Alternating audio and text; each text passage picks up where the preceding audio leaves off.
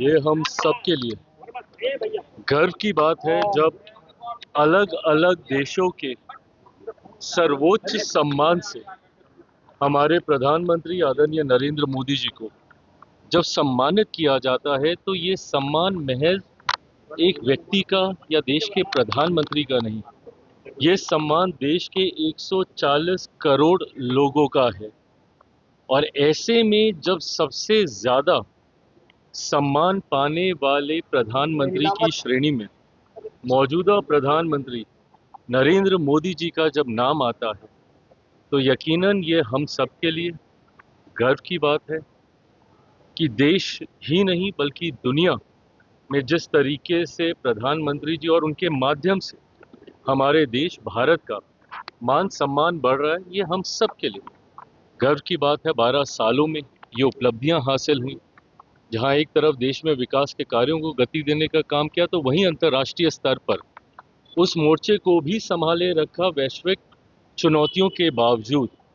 और यही परिणाम है कि आज अधिकांश देश प्रधानमंत्री जी के इन कार्यों को की प्रशंसा कर रहे हैं, उनको रिकॉग्नाइज कर रहे हैं।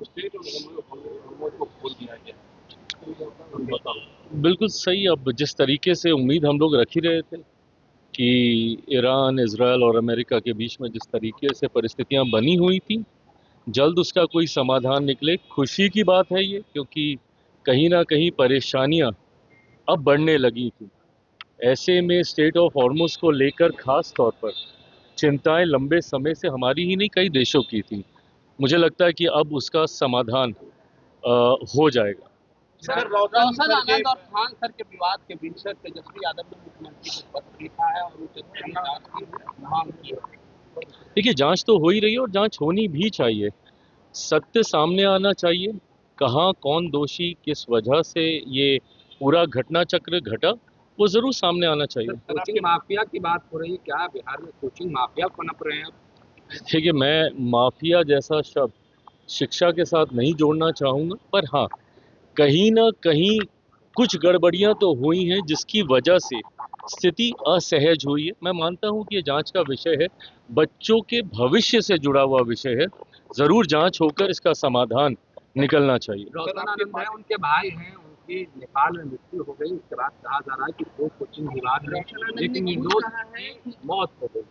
देखिए, मुझे नहीं पता कि क्या कारण रहा जिस वजह से उनका निधन हुआ, बट हाँ, पुनः जब मैं जांच की बात करता हूं, मैं इन तमाम बिंदुओं को मद्देनजर रखते हुए किसी के साथ कोई अन्याय ना हो, इस बात का ध्यान जरूर हमारी सरकार रखती है।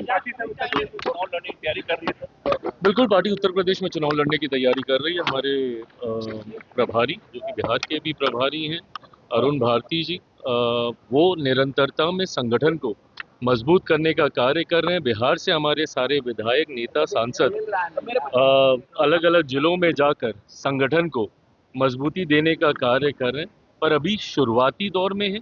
मुझे लगता है कि कुछ समय बीतेगा, धीरे धीरे हमारे भी कार्यक्रम वहाँ पे लगने शुरू होंगे और उसके बाद चुनावी दृष्टि से क्या स्वरूप बैठता है उस पर अंतिम फैसला लिया जाए।